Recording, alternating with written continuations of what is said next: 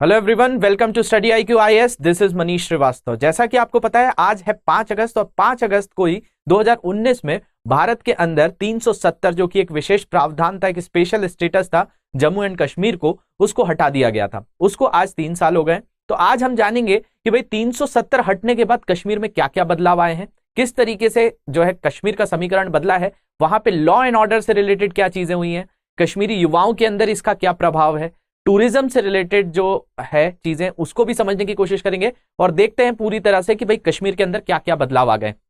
तो देखेंगे इसको अच्छे से। तो आपको याद होगा कि 5 अगस्त 2019 को ये हमारे गृह मंत्री अमित शाह जी ने आर्टिकल 370 और आर्टिकल 35A को कश्मीर से रिमूव करवा दिया और वहां से फिर जो है कश्मीर के अंदर हमने ये भी देखा कि भाई वो यूटी के फॉर्म में डेवलप हो गया, मतलब एक केंद्र शासित प्रदेश के तौर पर जम्मू एंड कश्मीर को बना दिया गया और लद्दाख को भी सेपरेट कर दिया गया। लेकिन इन सारी चीजों के करने के बाद आज हम 5 अगस्त 2022 को अगर इस चीज को देखें तो तुलनात्मक जो है कंपैरेटिवली क्या क्या बदलाव हुए हैं कश्मीर में, उन पर हम नजर डालने वाले हैं। तो सबसे पहली चीज जो है वो है कि आतंकी घटनाओं में बहुत भारी जो है कमी आई है। जब से अनुच्छेद 370 हटा है उसके बाद आतंकी घटनाओं में लगभग 42% की कमी आ गई है। साथ साथ 450 दहशतगर्दों को हमारी सेना ने जो है मार भी गिराया है। और साथ साथ बताया जा रहा है जो श्रीनगर से बारामूला वाला क्षेत्र था, उरी की ओर जाते हुए जो पट्टन वाला क्षेत्र था, जहां बहुत ज्यादा पथराव होता था, बहुत सारे आतंकी इस क्षेत्र से आते थे, वहां पर लोग जो है बहुत ही शांति से अमन का वहां पे कायम कर रहे हैं। सेब के बागों में लोग काम कर रहे हैं और कभी आतंक का गढ़ है बारामूला में भी माहौल जो है बदलता हुआ दिख रहा है। तो ये जो है एक पॉजिटिव चेंजेस हमको कहां पे देखने मिल रहे हैं, सकारात्मक बदलाव जो है हमें कश्मीर घाटी के अंदर देखने मिल रहे हैं। साथ साथ जो पत्थरबाजी के लिए जो बदनाम यहाँ के ओल्ड टाउन में भी अब हुड़दंगी नहीं दिखती है। तो धीरे धीरे लोग जो है समझ चुके हैं कि भाई बहुत जो है खून खराबा हो चुका है, बहुत जो है आतंकी घटनाएं यहाँ पर हुई और लोगों ने खूब अपना खून जो है यहाँ की नदियों में बहाया है। तो उन चीजों से कुछ भी हासिल नहीं हुआ है। तो धीरे धीरे जो है वहां पे समीकरण बदल रहा है। और अगर हम डेटा की से अगर इसको एनालिसिस करें तो भाई जो लॉ एंड ऑर्डर से इंसिडेंट थे, जो आपके सामान्य कानून की जो व्यवस्थाएं होती हैं, लॉ एंड ऑर्डर जिसको कहा जाता है, उसके इंसिडेंट अगर हम 2016 से 2019 के बीच में देखते हैं तो लगभग 3686 ऐसे मामले आए थे। और जो अगर हम 2019 से 2022 के बीच में देखते हैं तो ये घटकर हो गए 438 जो लॉ एंड ऑर्डर के इंसिडेंट्स थे। इसके अलावा जो आम जनता मर जाती थी इन आतंकी जो है आक्रमणों में, कई बार जो है जो आतंकी कई घरों में जो है सहारा ले लेते थे और उसके बाद जब उन पे ऑपरेशंस किए जाते थे तो कई सिविलियंस की भी जान जाती थी। तो उसमें देखा जाए तो सिविलियंस जो लॉ एंड ऑर्डर में किल हुए थे वो 124 2016 से 2019 के बीच में बताया गया। और अगर हम 2019 से 2022 इन 3 सालों की बात करें, जब से 370 हट गया है, तो ये जो आंकड़ा है ये 0 पे पहुंच चुका है। मतलब सिविलियंस जो है लॉ एंड ऑर्डर के मामले में सबसे कम, यहां पर एक बहुत ही अच्छी चीज है कि वहां के लोगों को अमन शांति का अनुभव हो रहा है।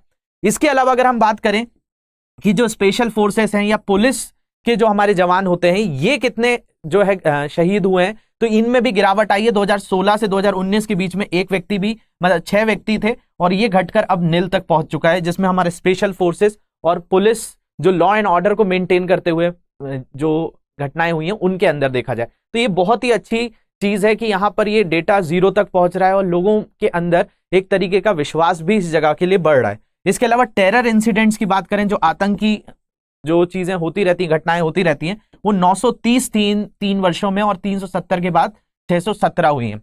देखिए एकदम बोला जाए कि कश्मीर में बिल्कुल ही कुछ ऐसा नहीं होता है कि भाई कोई पत्ता भी नहीं हिल रहा है, कोई आतंकी घटनाएं नहीं हो रही, वो इतने सालों से गढ़ रहा है। तो कुछ चीजें तो अभी भी हैं, लेकिन अगर हम इस ग्राफ को देखते हैं तो बहुत घटता हुआ नजर हमें आ रहा है। इसके अलावा जो स्पेशल फोर्स पुलिस मार्टियर्ड हुए हैं टेरर इंसिडेंट में, आतंकी घटनाओं में, वो पहले 290 था, वो घटकर हो गया है 174। इसके अलावा जो सिविलियन किल्ड हुए हैं टेरर इंसिडेंट्स में, जो आतंकी घटनाओं में जो आम जनता मारी जाती थी, वो 191 से घटकर 110 हो चुकी है। तो ये पूरा का पूरा जो डेटा है एकदम ऑथेंटिक डेटा है, जिसके हिसाब से हम देख रहे हैं कि इन 3 सालों में काफी गिरावट आई है।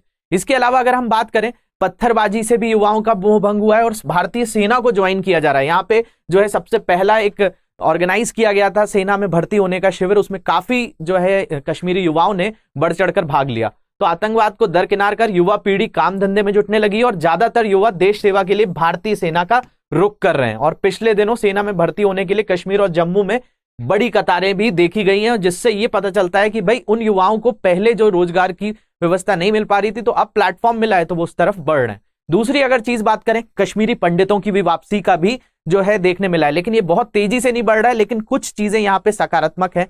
अगर हम बात करें तो मट्टन एक क्षेत्र है जो श्रीनगर से लगभग 61 किलोमीटर दूर है और ये बहुत ही प्रसिद्ध है। धार्मिक जो कई मंदिर जो हैं आप देखेंगे कश्मीर में। आप जब मौर्यों का इतिहास पढ़ते हैं तो अशोक के बारे में आप पढ़ते हैं, और अशोक का एक बेटा था जिसका नाम था जालोग, जिसने कश्मीर के अंदर बहुत सारी चीजों का निर्माण कराया था, कई मंदिर भी बनवाए थे। तो ये मट्टन जो क्षेत्र है ये बहुत ही धार्मिक क्षेत्र है। यहाँ पे बताया जाता था कि भाई जब अब कश्मीरी पंडित यहाँ लौटने लगे तो यहाँ पर 1990 से पहले जो कश्मीरी एक्सोडस आपने सुना होगा, कश्मीरी पंडितों के साथ जो अत्याचार हुआ था, उसके बाद ये क्षेत्र खाली हो गया था। तो 1990 से पहले यहाँ पे 500 से ज्यादा परिवार रहते थे, उसके बाद उनको छोड़ना पड़ा। कश्मीरी पंडितों का जो एक्सोडस हुआ उस समय, तो उस 1990 के बाद यहाँ पर बहुत ही कम लोग बचे हुए थे, ना के बराबर ही थे। लेकिन अभी देखा जा रहा है कि यहाँ कश्मीरी पंडितों के 20 परिवार हो चुके हैं। तो मतलब धीरे धीरे उनको भी अपनी जो है आस्था और धार्मिक क्षेत्रों की ओर बढ़ रहे हैं, जो छोड़कर यहां से गए थे। तो 370 हटने के बाद ये घटना हुई है कि वो पंडित वहां पर जाकर शिफ्ट हुए, और करीब 30 साल पहले पलायन कर गए लोग फिर घाटी में अपने जो भी क्षेत्र थे जहां पर भी उनका पैतृक संपत्ति हुआ करती थी, जो जुड़ाव हुआ करता था, वो उसकी ओर बढ़ रहे हैं। इसके बाद अगर हम बात करें तो कश्मीर में पत्थरबाजी की घटनाओं में भी कमी आई है, और 370 घटने के बाद जम्मू कश्मीर में पत्थरबाजी की घटना में काफी कमी है, जो कि 2019 में पथराव की जो है अगर हम बात करें तो 1999 घटनाएं हुई थी, और जबकि 2020 में एक साल बाद ही 255 बार ही हुआ था। और अगर 2021 की बात करें तो ये आंकड़ा लगभग 140 पहुंचा था, और 2022 में अभी तक ये ऐसी घटनाएं लगभग कुछ ही ऐसी समय हुई हैं, तो लगभग ये जो है 2 डिजिट में आ चुका है, 3 डिजिट से। तो ये एक बहुत ही अच्छी चीज है जो कश्मीर के अंदर धीरे धीरे बदलाव किया जा रहा है। जैसा कि मैंने शुरू में भी बताया कि एकदम हम शून्य नहीं देख रहे हैं कि भाई कुछ भी ऐसी घटनाएं नहीं हो रही हैं, लेकिन इसमें ग्रेजुअली जो है डिक्रीज होती जा रही है, कमी आ रही है। इसके अलावा पर्यटन के क्षेत्र में जो मनोज सिन्हा जी वहां पे हमारे लेफ्टिनेंट हैं, उन्होंने भी बहुत सारा काम किया हुआ है, और पर्यटन के क्षेत्र में अभी बहुत सारा मतलब टूरिज्म के सेक्टर में बहुत ज्यादा बजट भी सरकार ने एलोकेट किया हुआ है। तो अगर हम यहाँ पे बात करें तो 370 के निरस्त होने के बाद जम्मू कश्मीर में पर्यटन को बढ़ावा मिला, और इस साल जम्मू कश्मीर पर्यटन क्षेत्र को बढ़ावा देने के लिए 786 करोड़ रुपए का रिकॉर्ड बजटीय आवंटन किया गया है, और ये पिछले वर्ष के आवंटन से लगभग 184% की वृद्धि की गई है। तो टूरिज्म सेक्टर को बढ़ाया जा रहा है, यहाँ पर अलग अलग मूवीज की शूटिंग हो रही है। इसके अलावा जो लोग टूरिस्ट डेस्टिनेशंस पे जा रहे हैं, और साथ साथ देख रहे हैं कि धार्मिक स्थलों की ओर भी यहाँ पर तेजी से जो है लोगों का जो है जुड़ना बढ़ा है, और कोविड-19 के बाद जो है लोग कश्मीर भी एक टूरिस्ट डेस्टिनेशन में आगे बढ़ गया है। तो ये जो है टूरिस्टों को भी लुभा रही है कश्मीर घाटी, और कश्मीर घाटी को तो भारत का जो है एक बोला जाता है कि काफी स्वर्ग जैसी जगह है, हेवन जो है वो कश्मीर है। तो धीरे धीरे अगर हम वहां पे सुरक्षा प्रदान करेंगे, क्योंकि एक टूरिज्म एक ऐसा सेक्टर होता है, एक जो टूरिज्म या हम पर्यटन क्षेत्र की बात करें तो एक ऐसा सेक्टर है जिसमें एक बार इन्वेस्टमेंट किया जाए तो वो कई सालों तक पैसा ला कर देता है। तो ये भी एक क्षेत्र है क्योंकि भारत के अंदर इकोनॉमी के बहुत सारे तरीके हैं, जिनमें से पर्यटन क्षेत्र भी एक आता है। अगर हम कुछ देशों की बात करें, जैसे मालदीव जैसे देश हैं, श्रीलंका जैसे देश हैं, इनकी इकोनॉमी तो मेनली किस पे डिपेंड हुआ करती थी, टूरिज्म पे ही डिपेंड करती थी। तो ये देश भी काफी फले फूले। तो अगर हमारे पास कश्मीर जैसी जगह है, जो कि आपका अगर हम यूरोप के कई देशों से बात करें तो यहाँ पे खूबसूरती उससे ज्यादा है, तो यहाँ से बहुत सारा हम जो है अर्थव्यवस्था में भी जो काफी उछाल देखने मिल सकता है। तो इन जगहों पे अगर सुरक्षा व्यवस्थाएं धीरे धीरे हो जाएंगी और जो देखने मिल रही हैं, तो इससे भारत के आगे विकास होने की भी जो गति है वो और तेजी से आएगी। तो होप ये चीज आपको समझ में आई होगी। इसके अलावा कोई डाउट्स हैं तो इन सोशल मीडिया हैंडल्स पे मुझसे जुड़ सकते हैं। इस लेक्चर की पीडीएफ यहां से डाउनलोड कर सकते हैं। तो thank you very much for watching this. Have a great day.